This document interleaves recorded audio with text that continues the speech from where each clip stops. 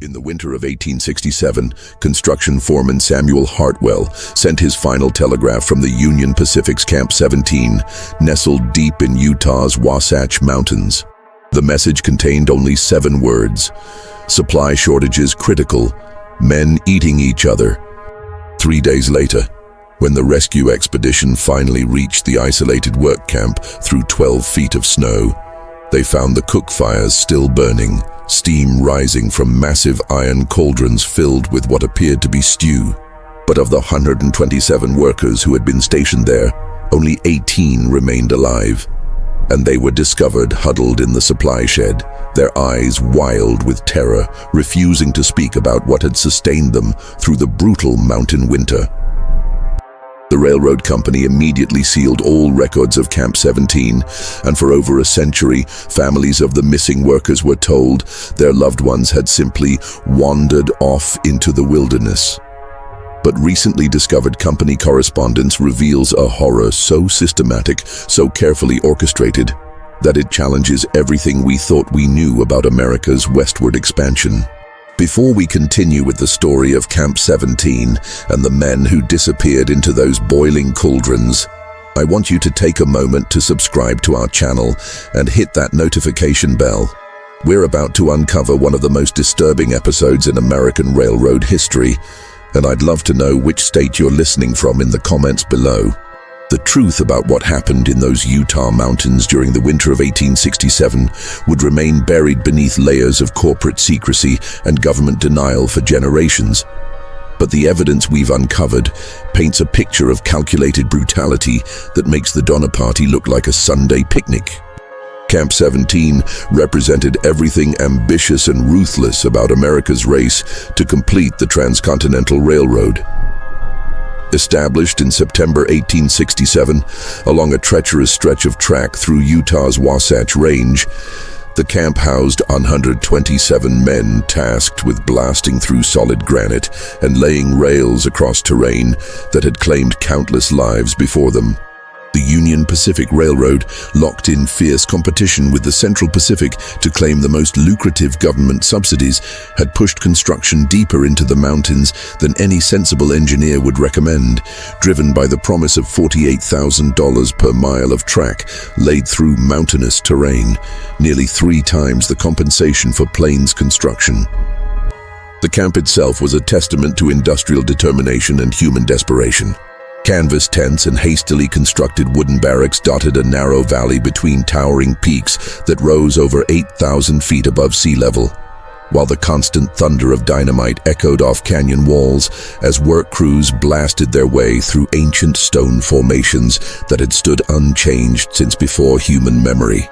The site had been chosen not for its habitability, but for its strategic position along the surveyed route, forcing the workers to carve their living space from a landscape that seemed actively hostile to human presence.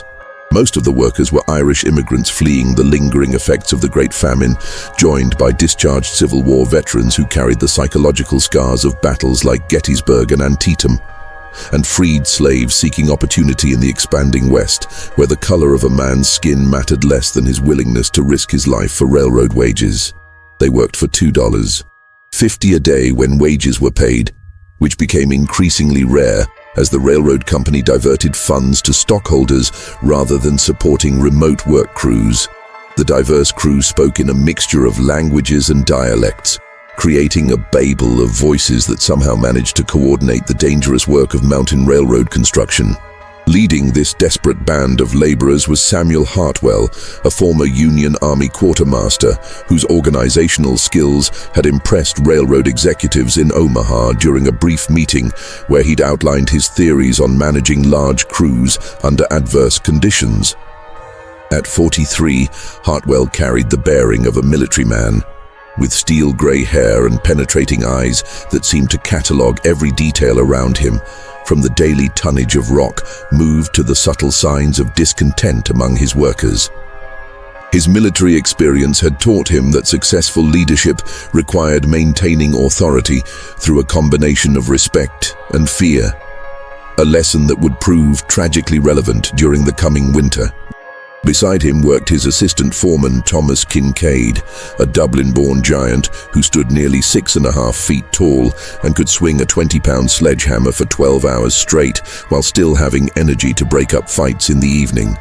Kincaid had earned his position through a combination of raw physical strength and an intuitive understanding of worker psychology that allowed him to diffuse tensions before they erupted into violence. His massive hands, scarred from years of manual labor, could be gentle enough to bandage a minor injury or brutal enough to discipline a troublemaker, depending on the situation's requirements. The camp's cook, Wilhelm Brenner, had followed the pattern of German immigration west from Pennsylvania, bringing with him an impressive knowledge of preserving meat and stretching meager provisions to feed large crews during his service with a Pennsylvania regiment that had spent months under siege conditions during the war. Brenner's pale blue eyes held an intensity that some workers found unsettling, and his habit of studying each man's physical condition with the calculating gaze of a butcher evaluating livestock had been noticed but dismissed as professional thoroughness. His cook tent was organized with military precision, every knife sharp enough to shave with, and every pot scrubbed to a gleaming finish that reflected his obsessive attention to cleanliness and efficiency. By October 1867, signs of trouble were already emerging like cracks in a dam that would eventually burst with catastrophic force. Supply trains that should have arrived weekly began arriving sporadically, sometimes 2 or 3 weeks apart, carrying partial loads that seemed to have been picked over before reaching Camp 17.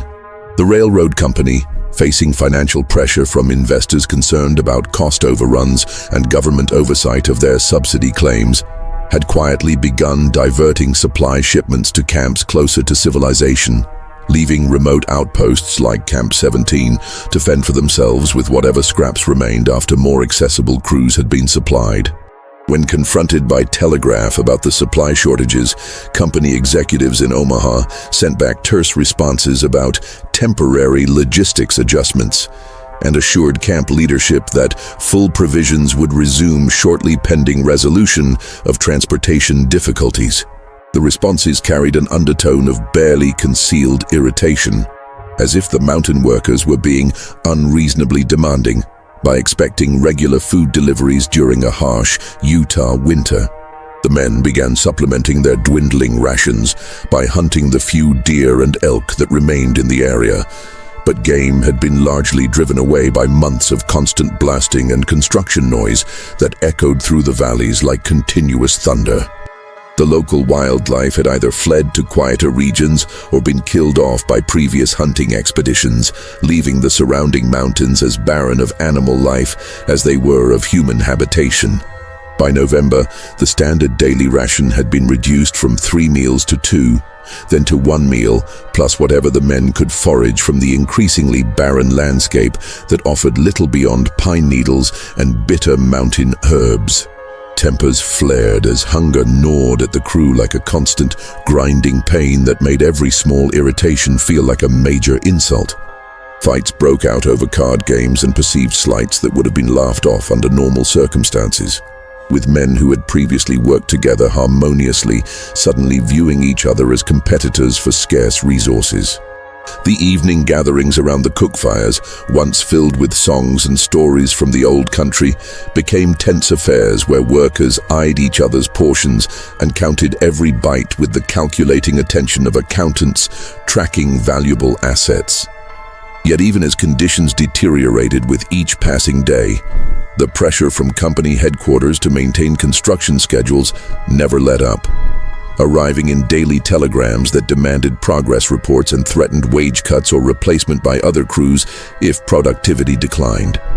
Daily quotas for track laying and rock removal remained unchanged despite the reduced workforce efficiency caused by malnutrition and the increasing difficulty of working in sub-freezing temperatures that made metal tools painful to handle and turned exhaled breath into clouds of ice crystals that obscured vision. The men found themselves trapped between the advancing winter that grew more brutal with each passing week, diminishing food supplies that seemed to shrink regardless of careful rationing, and corporate masters who seemed utterly disconnected from the reality of mountain construction work. The company's demands felt like messages from another planet, written by men who had never felt the bite of mountain wind or the exhaustion of swinging a pickaxe at granite while fighting altitude sickness and chronic hunger. The first death came on November 23, 1867, during what should have been a routine blasting operation in the granite face that had been resisting their efforts for nearly 2 weeks.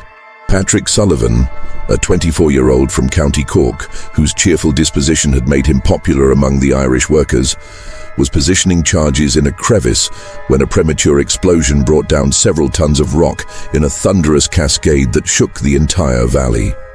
The blast occurred without warning, suggesting either a defective fuse or contaminated powder, though the exact cause would never be determined due to the destruction of physical evidence. Sullivan's screams echoed through the mountain air for nearly an hour, growing progressively weaker as shock and blood loss took their toll.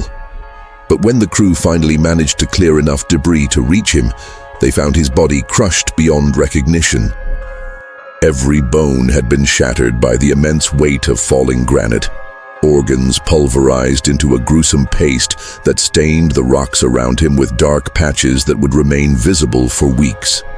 His face, once animated by an infectious smile that could lighten the mood of the entire crew, was now unrecognizable, transformed into something that barely resembled human features. What happened next would haunt the survivors for the rest of their lives, though few would ever speak of it publicly or even acknowledge their memories in private conversations. As the men stood around Sullivan's mangled remains in stunned silence, discussing the grim practicalities of burial in ground that had been frozen solid for weeks, Cook Wilhelm Brenner stepped forward with an expression that several witnesses later described as curious rather than horrified. His pale eyes studied the wreckage with the same professional attention he usually reserved for examining sides of beef delivered by the supply trains.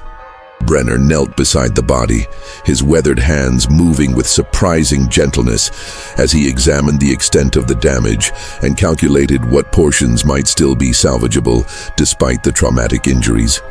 His assessment was conducted with the methodical precision of a man who had spent years evaluating meat quality under various conditions, from battlefield casualties to livestock slaughtered under less than ideal circumstances.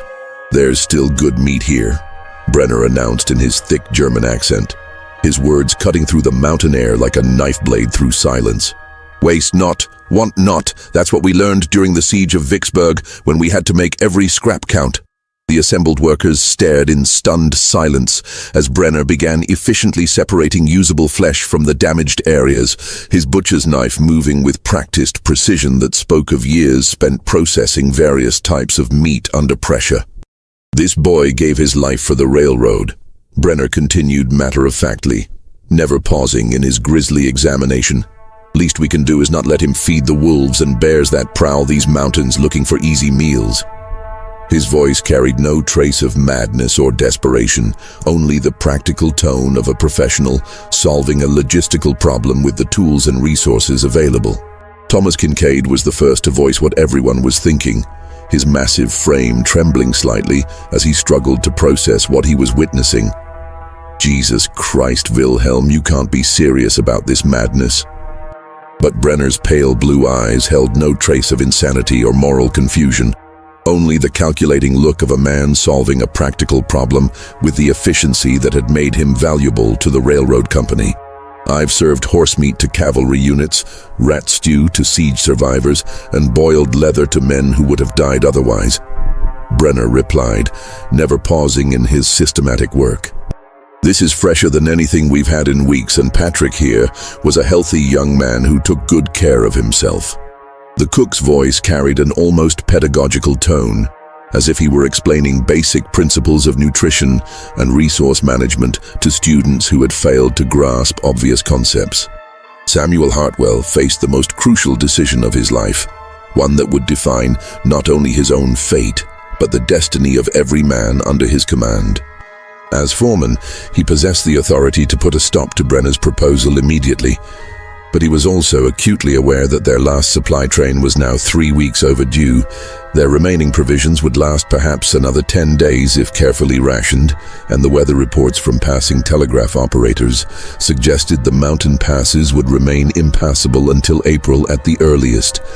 The railroad company had effectively abandoned them to their fate. Winter was tightening its grip on the mountains like a giant fist closing around their isolated camp. And 126 men were looking to him for leadership that might keep them alive until spring brought relief. The weight of command had never felt heavier than it did in that moment, standing over Sullivan's broken body while his starving crew waited for a decision that would either preserve their humanity or ensure their survival.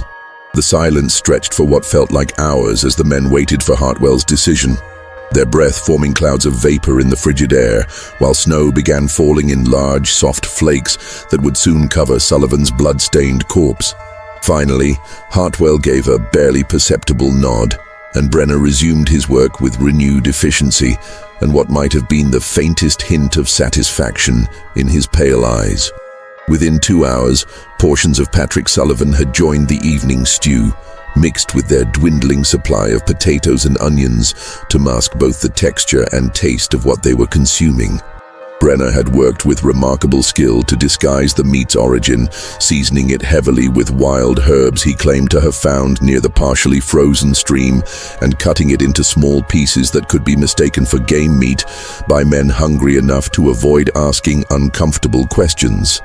Most of the men claimed they couldn't bring themselves to eat the stew, standing around the cook fires with their bowls untouched while they wrestled with moral objections that seemed increasingly abstract compared to the immediate reality of their empty stomachs. But by morning, every bowl had been scraped clean, and several workers quietly asked Brenner if there might be more of the same mountain game available for future meals. That night, several workers reported hearing sounds from the cook tent that would become horribly familiar over the coming weeks. The rhythmic thunk of cleaver against cutting board, the scrape of knife against bone, and Brenner's voice humming old German folk songs as he worked through the night processing what remained of their former companion.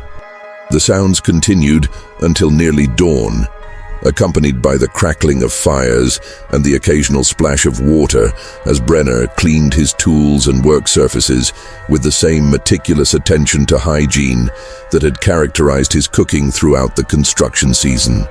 When the men emerged for breakfast the next morning, they found their usual porridge supplemented with what Brenner called mountain sausage, densely packed links with a texture none of them recognized, but a taste that satisfied their growing hunger more completely than anything they'd eaten in weeks.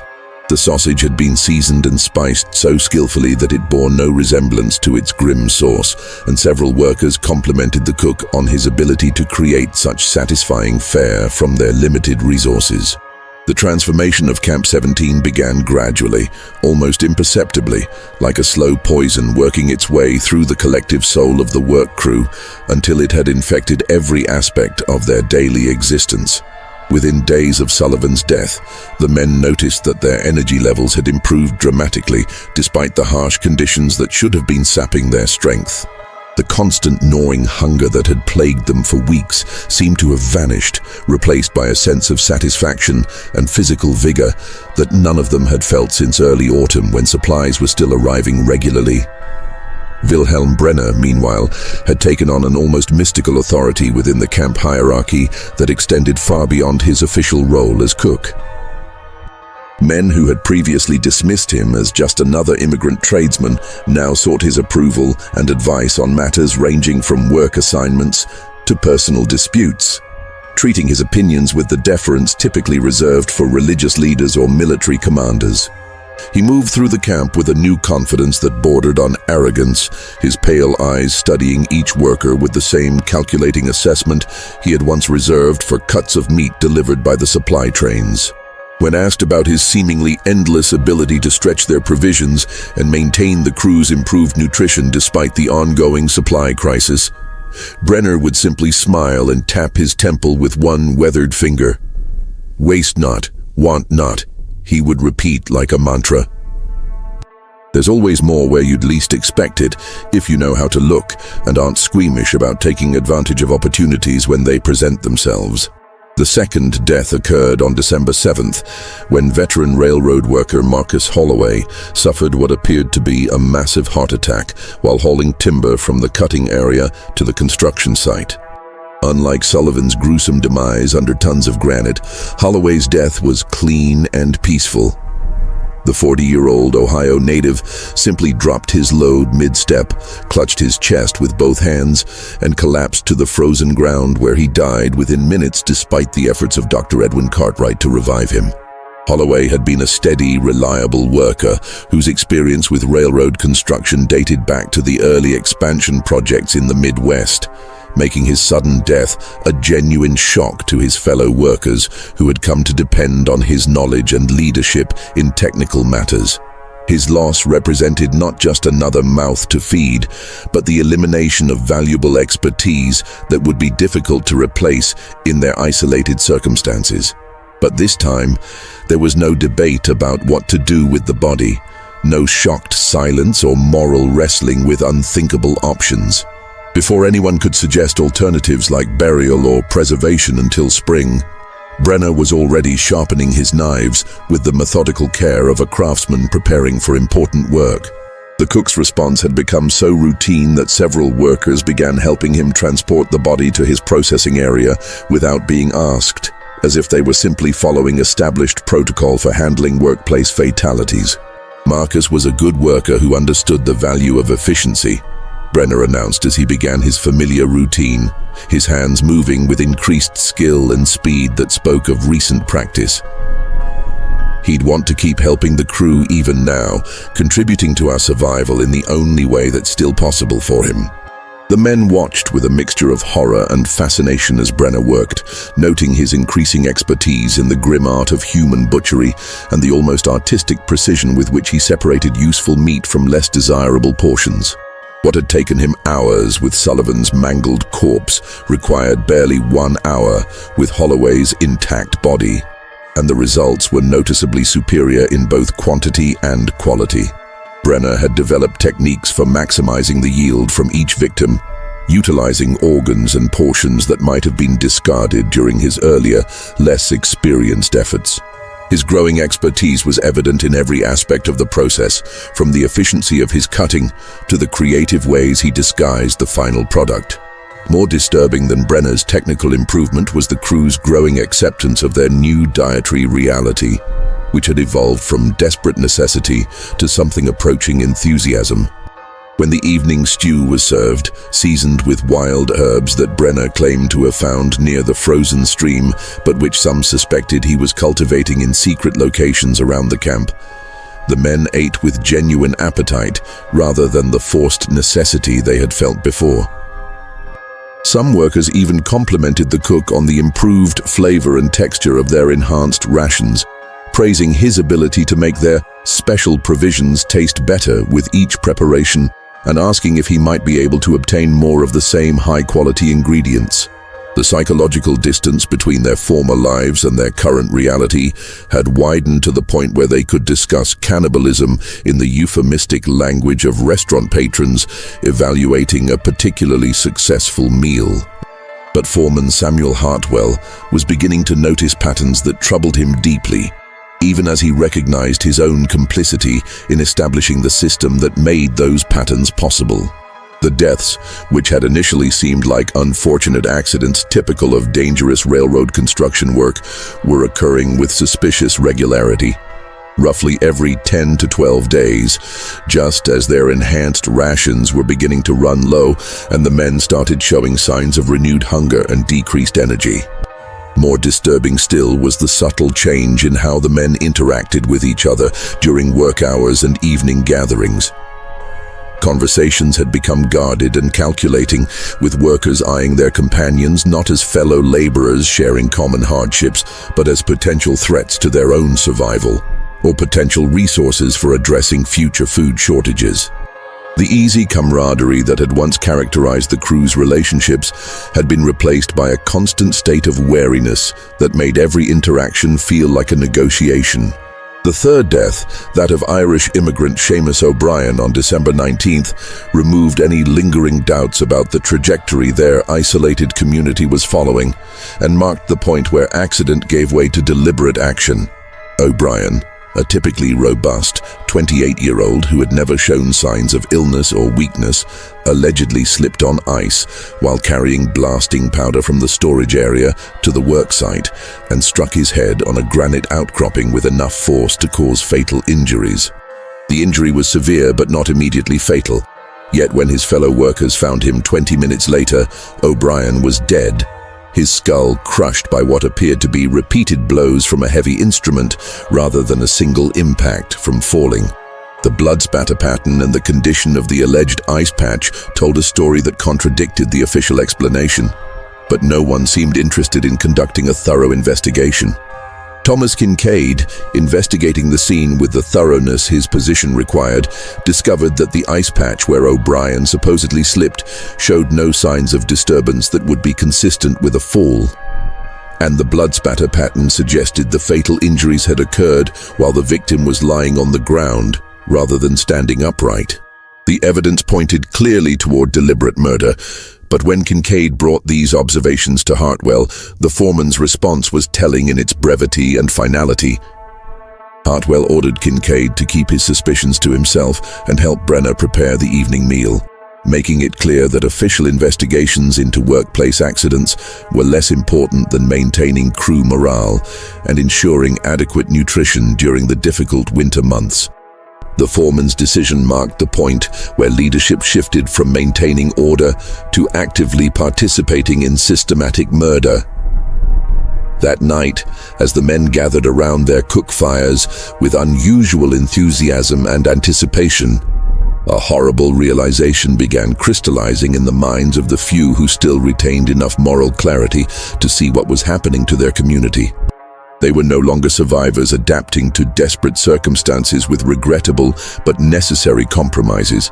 They had become participants in systematic murder, with each death carefully timed to maintain their food supply through the long mountain winter that stretched ahead like an eternity of hunger and cold. The isolation of Camp 17 during the winter of 1867-68 created a laboratory for human degradation that would have horrified even the most hardened observers of frontier brutality, transforming ordinary working men into something that challenged the basic assumptions of civilized society. As December faded into January with no sign of rescue or resupply, the remaining 124 workers had settled into a routine that combined backbreaking labor with carefully orchestrated death, all overseen by the increasingly powerful trio of Hartwell, Kincaid, and Brenner, who had assumed roles that went far beyond their official positions. The selection process had become almost ritualistic in its precision and deliberate cruelty. Every 10 days, Brenner would appear at the morning meal with what he called his nutrition assessment, a clipboard and pencil in hand as he carefully studied each worker's physical condition, productivity levels, and, most chillingly, their social connections within the group. Workers who kept to themselves, who had no close friends among the crew, or who showed signs of weakness or illness, found themselves assigned to the most dangerous tasks with an efficiency that suggested careful planning rather than random chance. The assignments seemed reasonable on the surface. Handling unstable explosives that required steady hands and clear thinking, working alone in unstable tunnel sections where cave-ins were common, or maintaining equipment near the treacherous cliff edges where a single misstep could result in a fatal fall. But the pattern was unmistakable to anyone who paid attention. The men selected for these dangerous duties were invariably those who would be least missed by their fellow workers and whose deaths would cause the minimum disruption to camp morale. What made the system so insidiously effective was its veneer of practical necessity and professional competence. When 23-year-old German immigrant Friedrich Kohler was found dead at the bottom of a ravine on January 2nd, allegedly having fallen while checking survey markers in an area known for unstable footing, his death was treated as another tragic accident in an inherently dangerous profession. Köhler had been isolated within the camp due to language barriers and cultural differences, making him an ideal candidate for elimination according to Brenner's utilitarian calculus. Brenner's immediate response to each death had become so routine that none of the workers even questioned it anymore, accepting his presence at accident scenes as natural as a doctor responding to medical emergencies. The cook would arrive with his specialized tools and begin his grisly work with an efficiency that suggested extensive experience, processing each victim with techniques that had been refined through practice and experimentation. The psychological transformation of the camp was perhaps more disturbing than the physical acts of cannibalism, representing a complete breakdown of the social bonds that had held the crew together during the early months of construction. Men who had once shared stories of their families back home, trading photographs and letters from loved ones during evening gatherings, now spoke only of work schedules and equipment maintenance with the mechanical precision of factory workers rather than human beings. The evening gatherings around the cook fires, once filled with songs and jokes that helped maintain morale during difficult times, had become silent affairs where workers consumed their enhanced rations with the mechanical efficiency of animals feeding at a trough. Trust had been replaced by a constant state of wariness, with each man calculating his own value to the group and assessing potential threats from his companions while trying to avoid behaviors that might mark him for elimination. Thomas Kincaid had embraced his role as chief enforcer with an enthusiasm that surprised even Samuel Hartwell, who had initially viewed the Dublin giant as a useful subordinate rather than a true partner in their enterprise. Kincaid seemed to take genuine pleasure in the selection process, approaching potential victims with the same methodical patience he had once applied to railroad construction tasks, studying their habits and weaknesses with the focused attention of a predator choosing prey. When young Irish immigrant Daniel McCarthy began showing signs of exhaustion and malnutrition in mid-January, displaying the hollow-eyed look and trembling hands that marked him as a liability to the crew's productivity, Kincaid appointed himself McCarthy's constant companion and helper. The assistant foreman offered assistance with heavy lifting and provided seemingly genuine friendship during a time when social isolation could be fatal, creating a false sense of security that made the eventual betrayal more effective. 3 days later, McCarthy was found crushed beneath a load of timber that had allegedly shifted during transport from the cutting area to the construction site, with Kincaid conveniently present to witness the accident and help extract the body from beneath the heavy logs.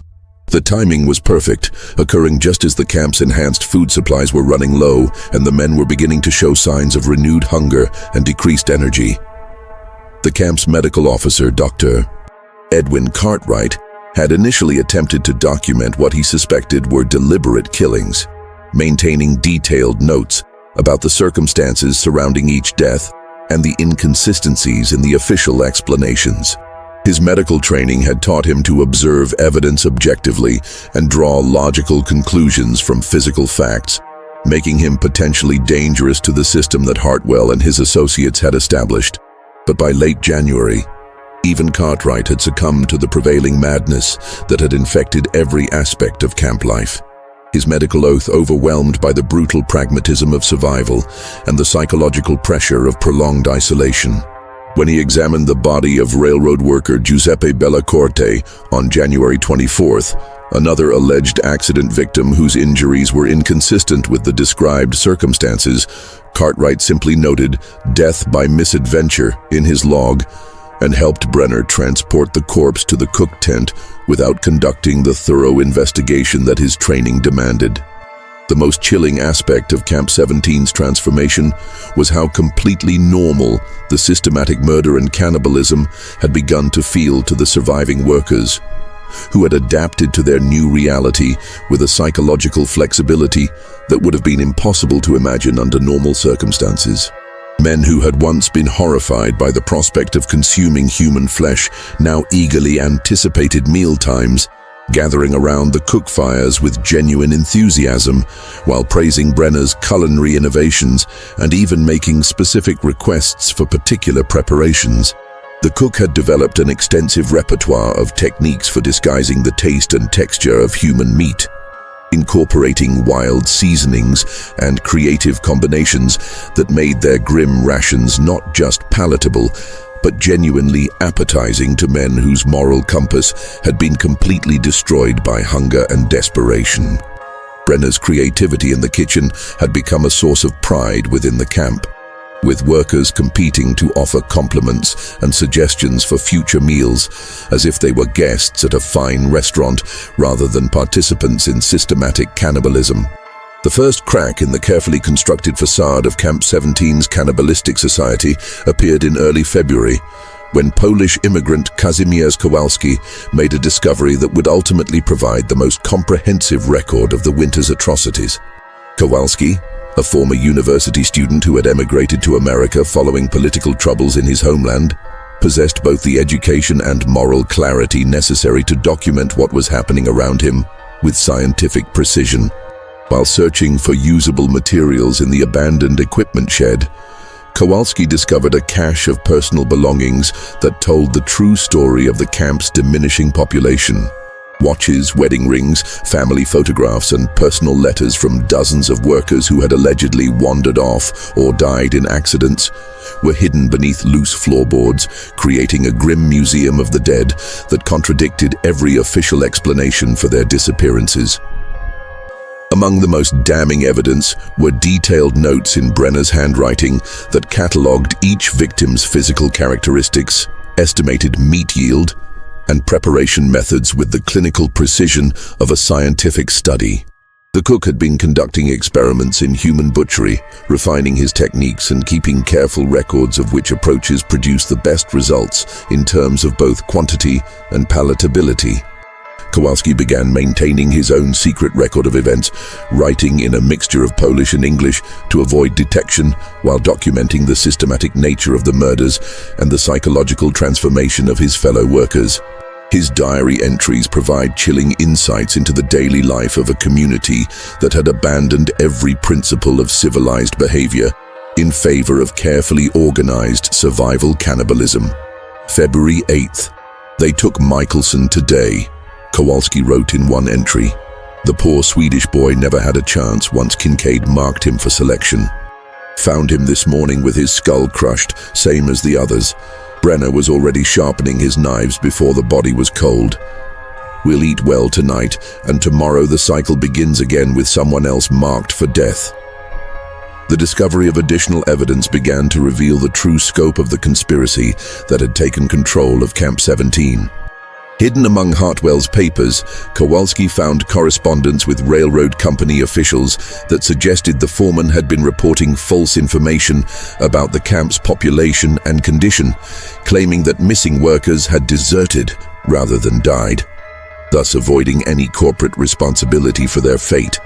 More disturbing still were indications that the systematic cannibalism had been planned rather than arising spontaneously from desperate circumstances.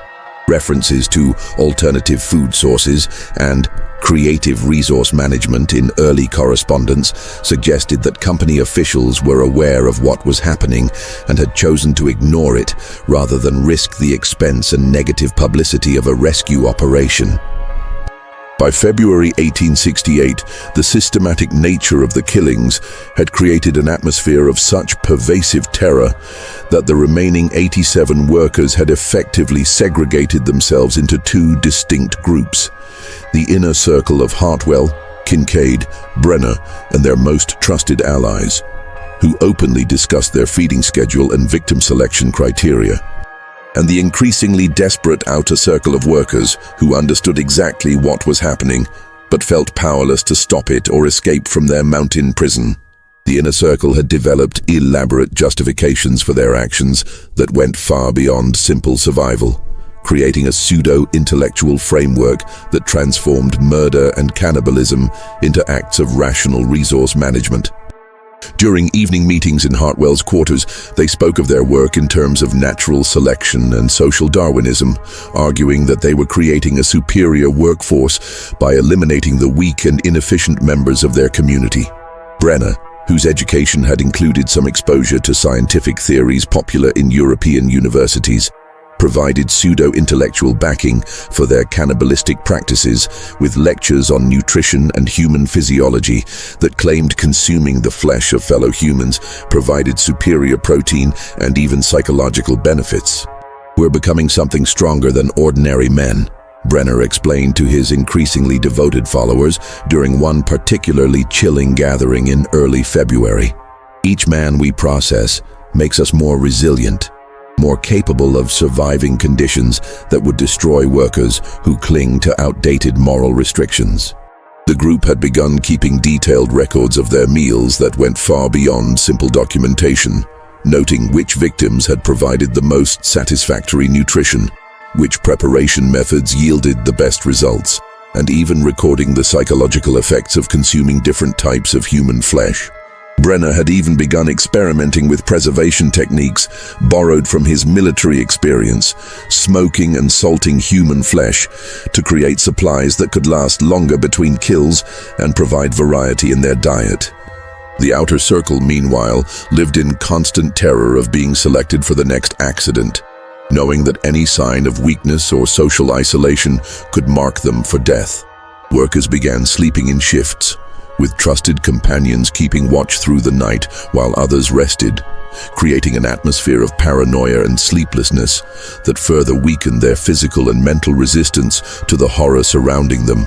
Some attempted to form alliances for mutual protection, but these efforts were consistently undermined by the harsh reality that any group large enough to resist the inner circle would also be large enough to threaten the food supply that was keeping everyone alive through the mountain winter.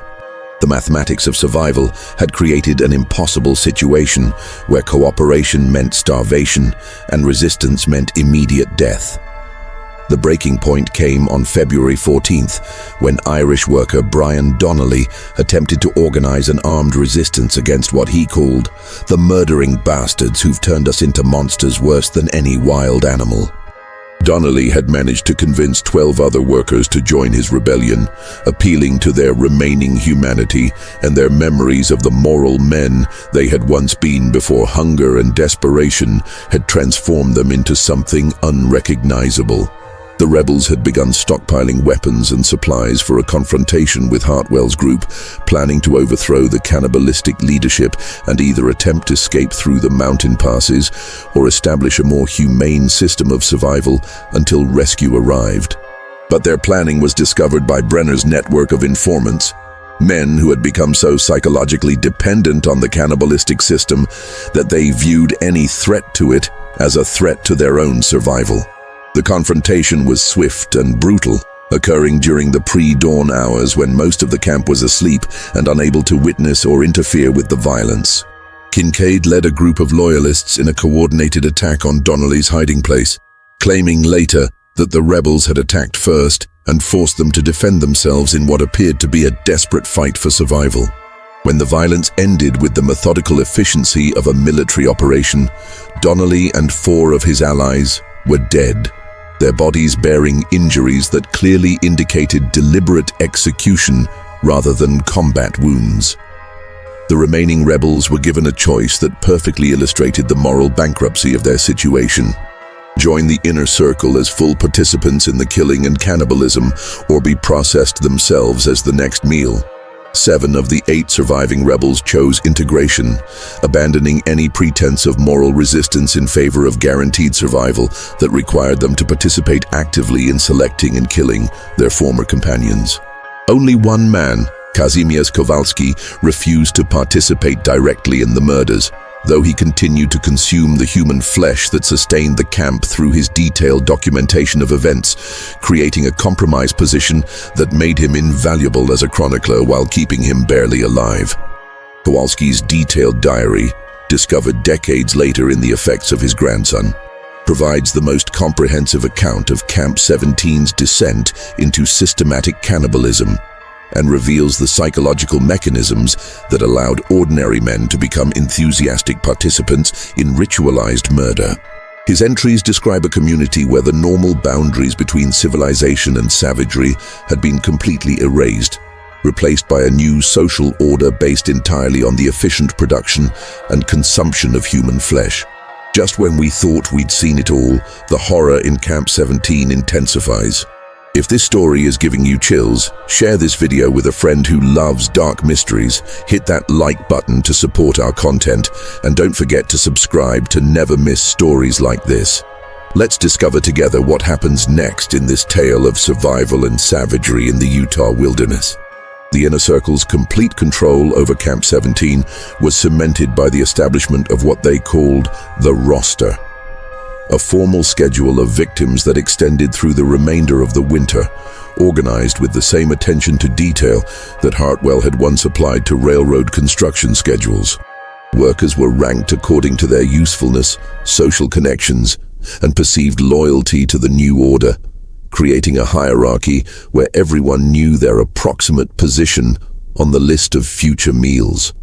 Those at the bottom of the roster knew they had perhaps days or weeks to live, while those at the top enjoyed the privilege of participating in the selection of future victims and helping to maintain the system that kept them temporarily safe. The psychological effect was devastating, as men who had once been friends and colleagues now viewed each other primarily in terms of their relative position on the death list and their potential value as food sources. The true horror of Camp 17 became apparent not just in the systematic nature of the killings, but in the elaborate infrastructure that had been created to support and conceal the cannibalistic operation.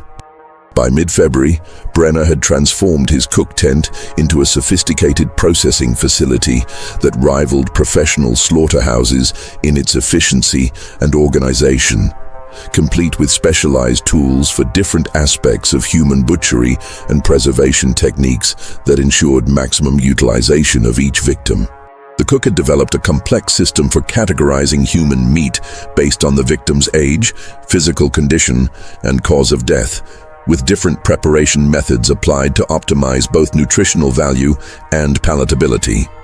Younger victims provided more tender meat that required minimal seasoning, while older workers yielded tougher flesh that benefited from slow cooking methods and careful spicing to mask any undesirable flavors or textures. Most disturbing of all was the discovery that Brenner had been conducting systematic experiments in human nutrition, testing theories about which organs provided the greatest energy, which preparation methods preserved the most vitamins, and even whether consuming specific body parts might confer psychological or physical benefits to the cannibals. His notes revealed a scientific approach to anthropophagy that transformed murder into research and elevated cannibalism to the level of a medical discipline. The camp's transformation had attracted the attention of wildlife that normally avoided human settlements, with wolves and bears drawn by the constant smell of cooking meat and the disposal of unusable body parts in remote areas of the valley. Workers reported seeing larger and more aggressive scavengers than usual, suggesting that the ecosystem itself had been altered by the camp's activities and that evidence of their crimes might persist long after the winter ended. Samuel Hartwell had meanwhile established communication protocols with railroad company officials that involved systematic deception about the camp's actual condition and population. His telegrams reported fictional progress on construction projects, claimed that missing workers had deserted for better opportunities elsewhere, and described weather conditions and supply needs that bore little resemblance to reality. The correspondence suggests a deliberate effort to prevent any rescue attempts or investigations that might expose what was happening in the mountain camp. More sinister still were indications that some company officials suspected the truth about Camp 17 but chose to ignore it, rather than face the financial and legal consequences of acknowledging systematic murder and cannibalism among their workforce. References to alternative resource management and creative problem-solving under adverse conditions in corporate correspondence suggest that executives were willing to overlook atrocities as long as they didn't become public knowledge or interfere with the railroad's expansion schedule. The psychological control exerted by the Inner Circle extended beyond simple fear of death to include sophisticated manipulation of group dynamics and individual psychology. Hartwell had implemented a system of rewards and privileges that encouraged workers to compete for favor with their cannibalistic leaders, creating incentives for betrayal and collaboration that ensured the survival of their system even among workers who might otherwise resist. Workers who demonstrated enthusiasm for the new order were given better sleeping quarters, larger food portions, and protection from selection for future meals, while those who showed reluctance or moral qualms found themselves increasingly isolated and vulnerable. The system created powerful psychological pressure to not just tolerate cannibalism, but to embrace it as a necessary and even beneficial adaptation to their circumstances. The final collapse of any pretense of civilization at Camp 17 began on March 3, 1868, when the long-awaited supply train finally appeared on the horizon, struggling through the mountain passes with provisions that could have saved dozens of lives if delivered months earlier. The sight of the approaching locomotive should have been cause for celebration among the survivors, but instead it created a crisis within the camp's leadership that would ultimately reveal the full extent of their moral disintegration and the impossibility of concealing their winter activities from outside observers. Samuel Hartwell called an emergency meeting of the inner circle to address what he termed the supply problem, recognizing that the arrival of railroad officials and fresh supplies would make their carefully constructed deception impossible to maintain. With outside observers about to arrive, the evidence of their winter activities would be immediately apparent to anyone with basic observational skills and a willingness to ask uncomfortable questions about the camp's dramatically reduced population. The cook tent was filled with preserved human flesh, organized with the efficiency of a commercial meat processing facility. The camp's population had been reduced from 127 to fewer than 40 survivors through systematic murder, and many of the remaining workers bore the psychological scars of months spent in a cannibalistic hell that had transformed them into something barely recognizable as human beings.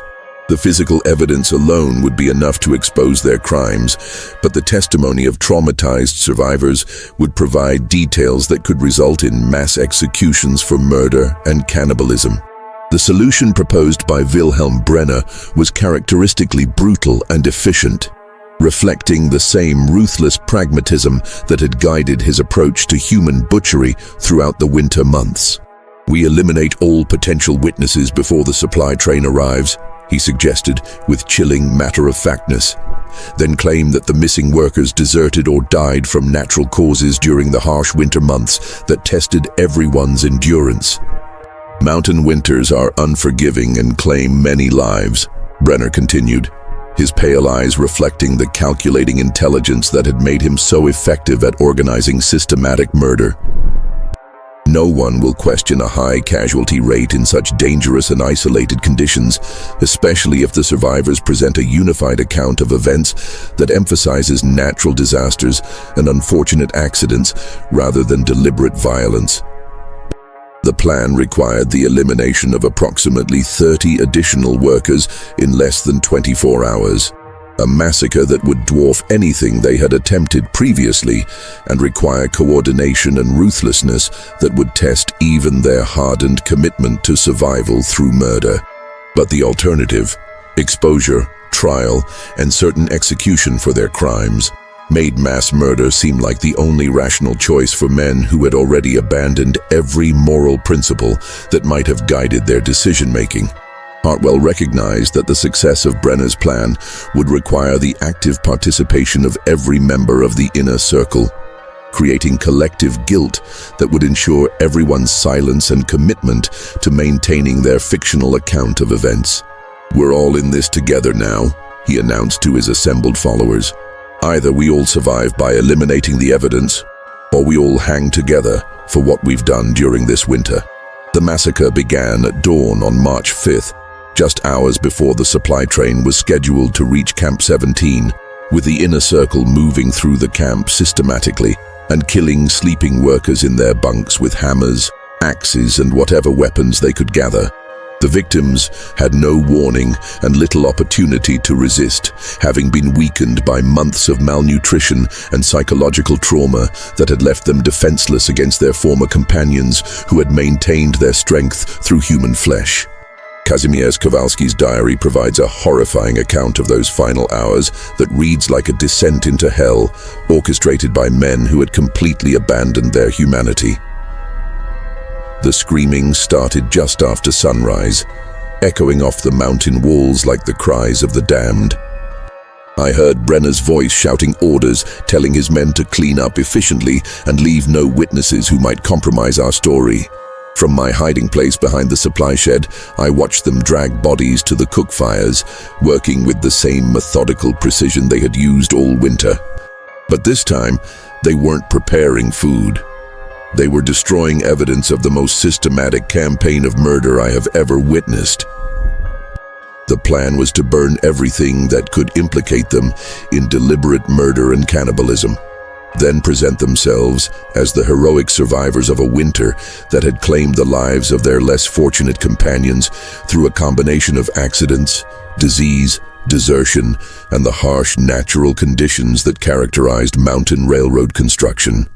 But the systematic nature of their crimes had created logistical problems that even Brenner's organizational skills couldn't solve in the limited time available. The sheer volume of human remains, both processed and unprocessed, was too great to eliminate completely in the hours available before the supply train's arrival, and the physical evidence of their processing facility would be difficult to explain to investigators who possessed any level of forensic knowledge. Additionally, the psychological condition of the surviving workers made it unlikely that they could maintain consistent stories under questioning by experienced railroad detectives who were trained to identify deception and inconsistency. As the supply train's whistle echoed through the valley, announcing its imminent arrival and the end of their isolation, the inner circle made a desperate decision that would ultimately doom them all rather than provide the salvation they sought. Rather than risk exposure of their cannibalistic activities, they would claim that the camp had been attacked by hostile Indians, with the missing workers killed in the fighting and their bodies carried off by the attackers in accordance with tribal customs that would explain the absence of remains. This explanation would account for the dramatically reduced population while deflecting suspicion about cannibalism, and it fit with contemporary assumptions about Indian warfare that would make it believable to railroad officials who were already predisposed to blame Native Americans for problems encountered during westward expansion. The story would also justify the survivors' traumatized condition and their reluctance to discuss details of their ordeal. The arriving railroad officials found 18 survivors huddled in the supply shed, their stories carefully coordinated to support the Indian attack narrative that would supposedly explain the disappearance of 109 workers during the brutal mountain winter. Samuel Hartwell, his military bearing intact despite months of cannibalistic brutality, delivered a compelling account of siege conditions and heroic resistance that initially satisfied the investigators, who were more concerned with resuming construction than conducting thorough forensic analysis. Wilhelm Brenner, his cook tent hastily cleaned and reorganized to conceal evidence of human processing, explained the abundance of preserved meat as successful hunting and careful rationing during the winter months, displaying the same professional competence that had made him valuable to the railroad company before his descent into systematic cannibalism. His calm demeanor and detailed knowledge of food preservation techniques made his explanation seem credible to officials who had no reason to suspect the truth about their survival methods. But the investigators were more thorough than the survivors had anticipated, particularly Company Detective Harrison Vale, a former Union Army intelligence officer whose experience with military investigations had taught him to recognize inconsistencies and deception even among traumatized witnesses. Vale noted discrepancies in the survivors' stories and began conducting separate interviews with individual workers, applying psychological pressure that revealed cracks in their carefully rehearsed narrative. Under persistent questioning, several members of the outer circle broke down and revealed fragments of the truth, describing the systematic murders and cannibalism that had sustained the camp through the winter months. Their testimonies painted a picture of horror that went far beyond anything the investigators had imagined possible. transforming what had appeared to be a tragic but understandable survival story into evidence of the most systematic campaign of murder and cannibalism in American frontier history. The discovery of Kowalski's hidden diary provided the final piece of evidence that would condemn the Camp 17 survivors and expose the full scope of their crimes. His detailed documentation of the killing schedule, victim selection process, and the inner circle's planning sessions painted a picture of premeditated murder and cannibalism so systematic that it challenged everything the railroad company thought they knew about frontier survival and human nature under extreme conditions. The official investigation into Camp 17 was completed within 2 weeks of the supply train's arrival, but the railroad company's response reveals the true priorities of America's industrial expansion during the post-Civil War era. Rather than pursuing criminal prosecution for what was clearly systematic murder and cannibalism involving over 100 victims, Union Pacific executives chose to suppress all evidence of the incident, fearing that public knowledge of the events would damage their reputation and interfere with ongoing government subsidies that were essential to the company's financial survival. The 18 survivors were quietly transferred to different work sites across the Western Territories with strict confidentiality agreements that prohibited them from discussing their experiences at Camp 17 under penalty of criminal prosecution for violation of company secrets. Samuel Hartwell was promoted to a comfortable desk job in Omaha, where company officials could monitor his activities and ensure his continued silence about events that could destroy the railroad's public image and federal support. Thomas Kincaid disappeared entirely from railroad records within weeks of the investigation's conclusion, though some evidence suggests he was provided with substantial funds to establish a new identity in California, where he could live comfortably without the risk of revealing company secrets. Wilhelm Brenner's fate remains unknown, but shipping records indicate that a man matching his description and carrying substantial cash-booked passage to South America shortly after the investigation concluded, suggesting that the company facilitated his escape to ensure his permanent silence. The families of the missing 109 workers were given standardized letters claiming their loved ones had died in weather-related accidents and Indian attacks during the harsh mountain winter, with small compensation payments intended to discourage further investigation into circumstances that the company claimed were classified for national security reasons. Company officials systematically destroyed all records related to Camp 17, including personnel files, supply manifests, and telegraph communications that might have revealed the systematic abandonment of the work crew and the company's knowledge of subsequent events. Kazimierz Kowalski, whose diary had provided crucial evidence of the crimes and whose testimony had exposed the systematic nature of the cannibalistic murders, suffered what was officially described as a complete nervous breakdown following his cooperation with the investigation. He was committed to an asylum in Chicago, where he died 3 years later under circumstances that remain suspicious, and which some evidence suggests involved deliberate poisoning to ensure his permanent silence.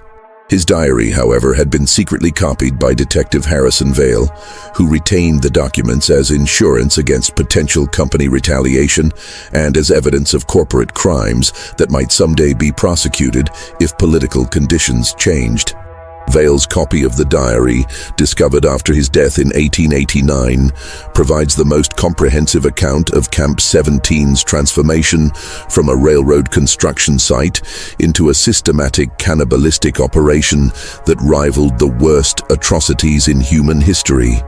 The physical evidence of Camp 17's horrors was eliminated with characteristic industrial efficiency that demonstrated the railroad company's determination to erase every trace of events that could threaten their financial interests. The worksite was officially designated as geologically unstable and abandoned, with all equipment and structures removed or destroyed through controlled explosions that eliminated any potential archaeological evidence of the winter's activities.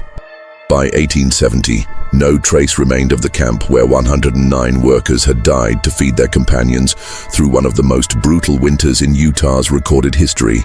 and the location had been removed from official railroad maps and survey records to prevent future investigation by historians or curiosity seekers who might ask uncomfortable questions about the missing construction crew.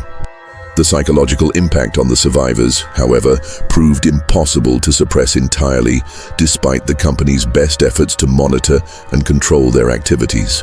Over the following decades, several former Camp 17 workers broke their confidentiality agreements and spoke publicly about their experiences, though their accounts were generally dismissed as the ravings of men traumatized by frontier hardships and Indian warfare, rather than credible testimony about systematic cannibalism.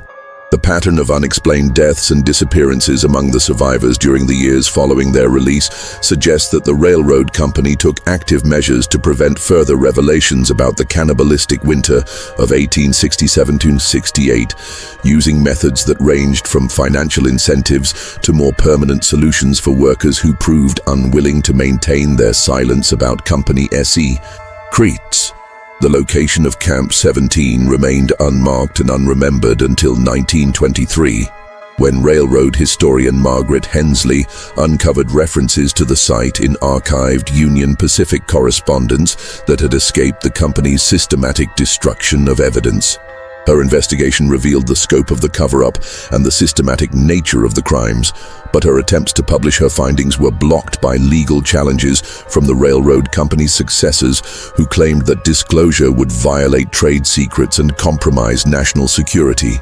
Hensley's research files, discovered after her death in 1954, provide the most comprehensive account of how industrial ambition and corporate callousness created the conditions for one of America's most horrific episodes of survival cannibalism, and how systematic cover-ups protected the perpetrators while denying justice to the families of over 100 murder victims. Today, the site of Camp 17 lies beneath the waters of a federal reservoir created by dam construction in the 1960s, ensuring that any remaining physical evidence of the winter's atrocities will remain permanently inaccessible to investigators or historians. The railroad tracks that were built with such human cost continue to carry freight through the Utah mountains, though few passengers are aware that they're traveling over what was once a landscape of systematic murder and cannibalism that challenged the basic assumptions of civilized society. The Union Pacific Railroad, now one of North America's largest transportation companies with billions in annual revenue, has never acknowledged the events at Camp 17 or offered any recognition to the families of the workers who died there, maintaining the same policy of denial and suppression that protected the company's interest during the original cover-up over a century ago. This mystery shows us that the most horrifying monsters are not supernatural creatures lurking in dark forests, but ordinary people pushed beyond the boundaries of human decency by desperation, isolation, and institutional indifference that prioritizes profit over human life. The railroad company's successful cover-up proves that corporate interests were more important than justice for the immigrant workers and war veterans who died to build America's transportation network, and that systematic murder can be concealed indefinitely when powerful institutions control the evidence and the narrative. What do you think of this story? Do you believe everything was revealed, or are there still secrets buried beneath the waters where Camp 17 once stood? Leave your comment below and let me know if you think there might be other similar incidents that were covered up during the railroad construction era when corporate power was virtually unlimited and worker lives were considered expendable. If you enjoyed this tale and want more horror stories like this, subscribe, hit the notification bell, and share with someone who loves mysteries about America's dark industrial past. See you in the next video.